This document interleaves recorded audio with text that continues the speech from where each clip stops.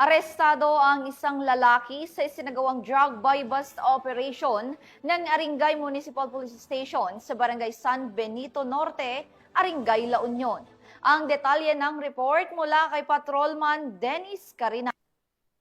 Adong isang high-value drug personality sa ikinasang drug buy-bust operation ng mga otoridad na kung alas 12 ng tanghali, ito lamang August 12, 2025, sa Barangay San Benito Norte, Aringay, La Union. Kinilala ni Police Major Romel D. Centino, hepe ng Aringay Municipal Police Station, ang suspect ni Salias Naldo, residente ng Barangay Purok Sarok, Cam 7, Baguio City, na tinaguri ang isang high-value individual sa talaan ng mga otoridad. Sa isinagawang operasyon, nasamsam mo ng suspect ang 7 head-seal transparent plastic sachet na nagalaman ng hinihinalang shabu na may kabuuang bigat na tinatayang 30 na gramo. Ayon sa mga otoridad, ang halaga ng naturang iligal na droga ay humigit kumulang 204,000 pesos. Bukod dito, na-recover rin sa operasyon ng mga iba pang ebidensya, 6 pieces 1,000 budol money, 1 black sling bag, 1 brown coin purse, 3 pieces cellphone, 1 Toyota Innova color blue.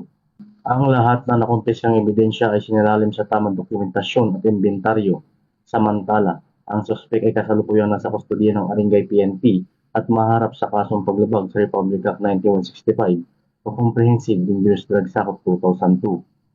Mula dito sa PKG Ilocos Region, ako po ang inyong Police News Network Correspondent, Patrolman Dennis Carinal, alagad ng batas, tagataguyod ng Balitang Pulis.